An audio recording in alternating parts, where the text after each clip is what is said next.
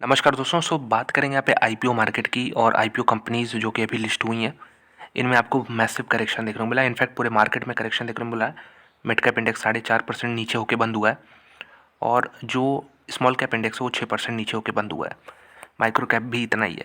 तो देखिए, एक चीज़ सिंपल है कि अभी तक कंपनी क्या करती थी, जिनका आईपीओ आता था वो बुल मार्केट समझ के किसी भी भाव पे प्राइस सेट कर देती थी। उसके बाद कहती थी ये तो हमारे बैंकर ने सेट किया है, हम हम इसमें क्या कर सकते हैं। हालांकि उनका भी रोल रहता था। तो इस तरह से लूटना मेरे ख्याल से सही नहीं था और सेबी ने भी यही कहा कि हम जांच करेंगे कि ऐसे कैसे कर दे रहे हैं कुछ इन्वेस्टर्स यहाँ पे एग्जिट लेते हैं। देखिए, आईपीओ का मतलब ये नहीं होता हमेशा फ्रेश इशू, ज़्यादातर ओएफएस भी होता है, ऑफर फॉर सेल। तो मतलब हाई प्राइस सेट करके आईपीओ में पुराना इन्वेस्टर कोई निकल रहा है और उस हाई प्राइस में कोई रिटेल इन्वेस्टर घुस रहा है, तो ये तो बहुत ही गलत चीज़ है। तो इसको सेबी ने भी थोड़ा संज्ञान लिया है। देखते हैं सेबी इस पर कुछ एक्शन करती कि नहीं। अब उसका इम्पैक्ट देखने को मिलता है। देखिए, सिंपल है, कुछ कंपनियां हैं क्या करती हैं, हाई रेट पे आईपीओ लाती हैं। एग्जांपल देता हूँ आपको, फ्लेयर इंडस्ट्रीज़ की बात करते हैं, चलिए पेन बनाने वाली कंपनी। ये एक डिसेंट कंपनी थी और इन्होंने जो आईपीओ प्राइस सेट किया बहुत ऊंचा नहीं सेट किया, लेकिन उसके बावजूद इनका आईपीओ प्राइस से नीचे है। और अगर बात करते हैं दूसरी कंपनी, देखिए मुफ्ती की बात करते हैं, तो मुफ्ती में क्या हुआ, मुफ्ती में भी अगर देखें तो आईपीओ भाव से काफ़ी नीचे आ चुका है। हालांकि ये भी एक डिसेंट ही कंपनी थी, मतलब बहुत हाई नहीं सेट किया था। अब बात करते हैं जिसने हाई सेट किया, तो सबसे बड़ा एग्जांपल आपको मालूम ही है, पेटीएम आया था।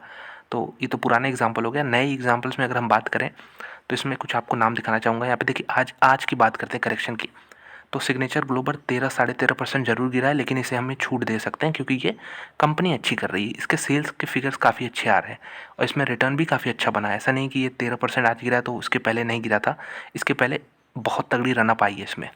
तो ये चीज़ है, ऐसा नहीं कि गिरता ही रहा है। एक्सीकॉम देखिए, अभी कुछ दिन पहले लिस्ट हुआ है। प्राइस टू बुक वैल्यू मैं देख रहा था, कंपनी की काफ़ी एक्सपेंसिव है, तो उस कैटेगरी में आप इसको डाल सकते हैं। जेएसडब्ल्यू इंफ्रा 9%, 10%, ये एक अच्छी कंपनी है। वैल्यूशंस इसके भी थोड़े से महंगे हैं। बात करते हैं टीवीएस सप्लाई की, तो इसमें तो मुझे कुछ समझ नहीं आता कि ये कंपनी आखिर लिस्ट हुई क्यों। देखिए, ASK automotive price to book value पे, हालांकि ऑटो की कंपनी बात करें ओईएम्स में तो ये आपको लगेगा सही है, लेकिन महंगे साइड पे है ये। 270, 280, 290 पे महंगा था, अभी 241 पे है। तो ये सारी कंपनियां ऐसी हैं दोस्तों। यात्रा ऑनलाइन, तो इनका प्रॉफिटेबिलिटी से रिलेटेड इश्यूज आते हैं। जुनिपर होटल्स, ये भी महंगी कंपनी है। तो ये सब प्राइस टू बुक वैल्यू पे अगर आप देखेंगे तो ये सारी कंपनी काफ़ी एक्सपेंसिव रेट पे ही आई हैं। तो अब करेक्शन भी देख सकते हैं, 8-8% गिर रहा है। और डॉम्स इंडस्ट्रीज़ की बात करते हैं, तो डॉम्स देखिए, एक चीज़ होता है कि आईपीओ उन्होंने हाई सेट किया, लेकिन उस पर जीएमपी भी हाई मिल गया इसको, इतना डिमांड था उधर। उसके बाद आगे ऊपर लिस्ट हुआ, तो अब उसमें आपको यहाँ पे फंसने से बचना है। अब ये डोम्स 1300-1400 पे आपको नहीं खरीदना है। ये जब आईपीओ प्राइस में था तो आपको यहाँ पे मिलता तो मिलता, नहीं तो फिर नहीं खरीदना था। ये चीज़ करते। आज़ाद इंजीनियरिंग एक और कंपनी हो गई, तो ये भी नीचे से ऊपर भागी है। तो इस तरह के स्टॉक से थोड़ा बचिए। सेलो वर्ल्ड देखिए, ये भी महंगी कंपनी है। हालांकि आप दो चीज़ डिफ्रेंशिएट कर सकते हैं कि एक होती है महंगी कंपनी और एक होती है महंगी प्लस ग्रोथ वाली, जो ग्रोथ आपको दे के वो अपना जस्टिफाई कर दे। तो उसमें कुछ कंपनीज आप डाल सकते हैं। बाकी सब तो सिर्फ फ़ायदा उठाने के लिए आईपीओ मार्केट का, जो इतना पैसा आ रहा था इन्वेस्टर्स को एग्जिट देने का, सेट कर रखे हैं। बाकी कंपनियों के में कुछ खास दम है नहीं। तो ये देख सकते हैं, एरोफ्लेक्स में भी मुझे कुछ खास है ऐसी लगी नहीं कंपनी, 117 पे आज खड़ी है। इसके अलावा ये जो स्मॉल फाइनेंस बैंक आए हैं सारे, जन small finance bank, capital small finance bank और कुछ फेड, यहाँ पे फेड फीना बैंक, तो ये कुछ कंपनीज़ हैं एनबीएफसीज़ में या फिर बैंकिंग में, जो कि ये सस्ते लाके भी क्या करें जब इनमें वो चीज़ ग्रोथ देखने को उतनी नहीं मिलती मार्केट को। तो ये चीज़ भी है, तो बहुत सिलेक्टिव होना पड़ेगा। लिस्ट लंबी होती है आईपीओ की, और उसमें अगर पोर्टफोलियो में 20 स्टॉक्स में उनको किसी को जगह देना है तो फिर काफ़ी चूज़ी होना पड़ेगा कि इसमें ये सारी क्वालिटीज़ होनी चाहिए। तो जैसा मैंने पहले बताया था कि आइनॉक्स इंडिया और कॉनकॉर्ड बायोटेक अच्छी कंपनीज़ हैं। हालांकि ये भी रन कर चुके हैं, तो इसमें करेक्शन का आप फ़ायदा उठा सकते हैं, सपोर्ट पे बाई कर सकते हैं।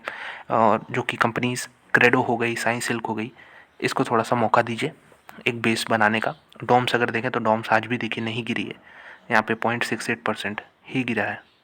तो ये सारी कंपनीज ऑलरेडी लिस्ट हो चुकी हैं। मैं उम्मीद कर रहा हूँ कि जो आने वाली कंपनीज़ हैं जिनका भी आईपीओ आएगा, वो थोड़ा इससे सबक लें। उनको इन्वेस्टर्स के लिए थोड़ा टेबल पे छोड़ना चाहिए कि रिटेल इन्वेस्टर आए उसमें थोड़ा पैसा बना ले। मतलब रिटेल इन्वेस्टर को नीचे लेवल पे यहाँ पे आईपीओ के लेवल पे प्राइस मिलना चाहिए, अगर जिसे भी मिल रहा है। ऐसा ना हो कि फिर वो सब कुछ मैनिपुलेटेड तरीके से ग्रॉस मार्केट यहाँ पे जो ग्रे मार्केट प्रीमियम चले वो काफ़ी हाई चले, फिर आईपीओ हाई लिस्ट हो, फिर रिटेल वहाँ खरीदे, फिर वहाँ से स्टॉक 40 50 60% डाउन हो जाए।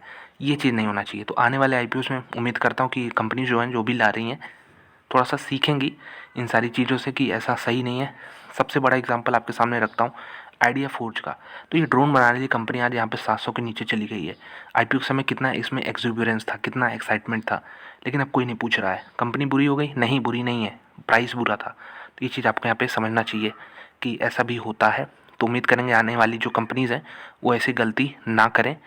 इसमें देख सकते हैं कि अभी रिसेंट लिस्टिंग वाली कंपनियाँ काफ़ी ज़्यादा पिटी हैं। इंटेरो जैसी हो गई, प्लेटिनम लगातार सर्किट मार रही है, और एपीजे, सुरेंद्र पार्क होटल्स। तो रिसेंट कंपनियाँ भी काफ़ी पिटी हैं क्योंकि इनके वैल्यूएशन थोड़े हायर साइड में थे। और बाकी पुरानी वाली जो रनअप कर चुकी हैं उसमें तो मौका चाहिए गिरावट का, तो वो भी हो रहा है। तो थोड़ा सिलेक्टिव होना पड़ेगा यहाँ पे आपको।